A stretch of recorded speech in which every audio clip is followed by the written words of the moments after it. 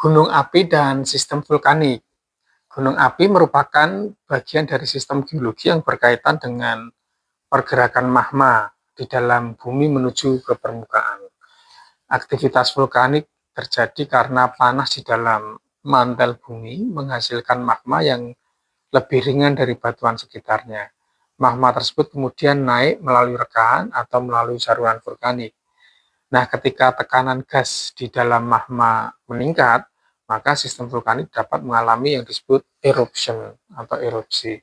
Erupsi gunung api dapat berlangsung secara eksplosif maupun efusif, tergantung komposisi magma dan tekanan gas. Letusan eksplosif biasanya menghasilkan kolom abu yang tinggi dan material piroklastik.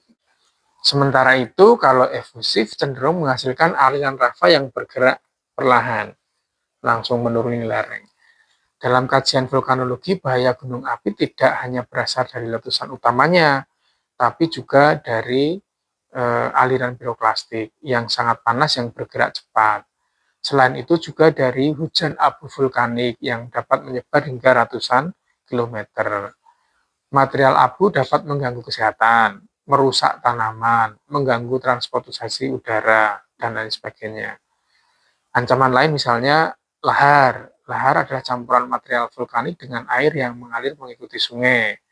Lahar sering terjadi setelah erupsi ketika hujan membawa material abu dan lereng gunung. Berbagai bahaya tadi disebut sebagai bahaya sekunder. Bahaya sekunder menunjukkan bahwa banyak kerusakan justru terjadi setelah fase letusan utama.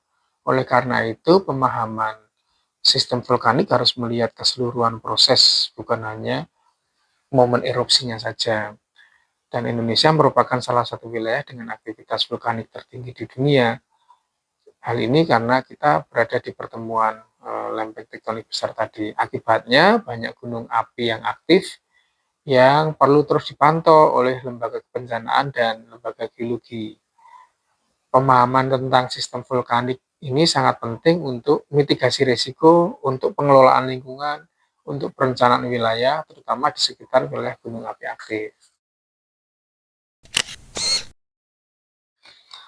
Bencana hidrometeorologi, ada dinamika atmosfer dan hidrologi. Bencana hidrometeorologi adalah bencana yang berkaitan dengan proses atmosfer dan sistem hidrologi di permukaan bumi. Jenis bencana ini mencakup banjir, hujan ekstrim, badai, tanah longsor akibat hujan, kekeringan, gelombang panas, dan lain sebagainya. Nah, berbeda dengan bencana geologi yang berasal dari dinamika internal bumi, kalau bencana hidrometeorologi dipengaruhi oleh dinamika cuaca dan iklim. Atmosfer bumi selalu bergerak karena adanya perbedaan tekanan udara, perbedaan suhu, perbedaan kelembaban. Nah, pergerakan massa udara di atmosfer inilah yang membentuk sistem cuaca seperti hujan, angin kencang, badai, dan lain sebagainya. Dalam kondisi tertentu, proses atmosfer tersebut dapat berkembang menjadi kejadian ekstrim yang dapat menimbulkan bencana. Curah hujan yang sangat tinggi dalam waktu singkat dapat menyebabkan sungai meluap, dapat menyebabkan banjir, dapat menyebabkan genangan. Nah, risiko banjir biasanya meningkat di wilayah dengan perubahan tata guna lahan yang cepat, wilayah-wilayah padat, wilayah-wilayah urbanisasi yang tidak diikuti dengan sistem drainase yang baik. Ini seringkali dampak banjirnya tereskalasi. Selain itu, hilangnya hutan dan coverage vegetasi di bagian hulu ini dapat mengurangi kemampuan tanah untuk menyerap air hujan.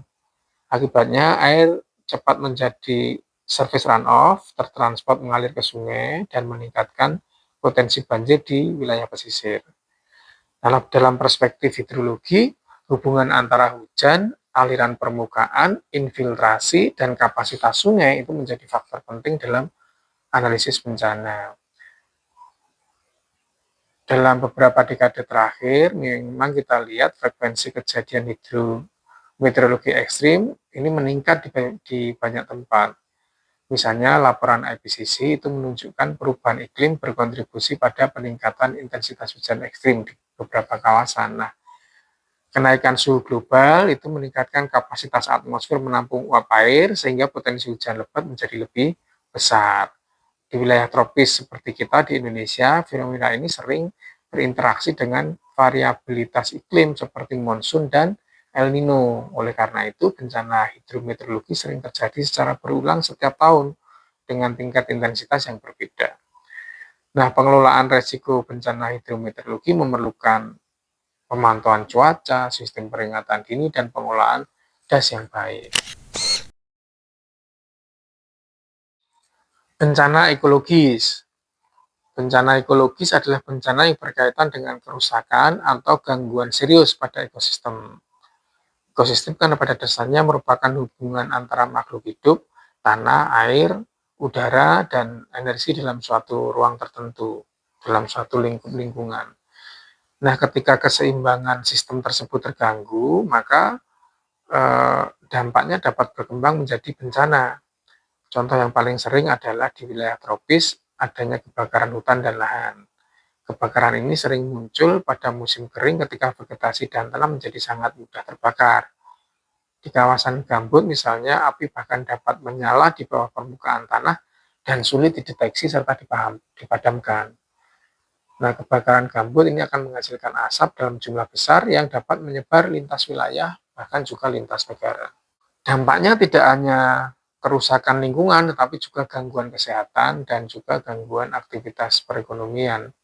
Selain kebakaran hutan, kerusakan ekosistem di lingkungan pesisir juga dapat memicu bencana ekologis. Misalnya hilangnya mangrove, itu akan meningkatkan kerentanan wilayah pantai terhadap abrasi dan gelombang badai. Dalam ilmu ekologi, stabilitas ekosistem sangat dipengaruhi oleh keanekaragaman hayati dan fungsi ekologisnya. Karena ekosistem yang seimbang, yang baik itu memiliki kemampuan untuk pulih setelah ada gangguan secara alami. Namun ketika tekanan lingkungannya besar, maka kemampuan pulih tersebut akan juga ikut melemah.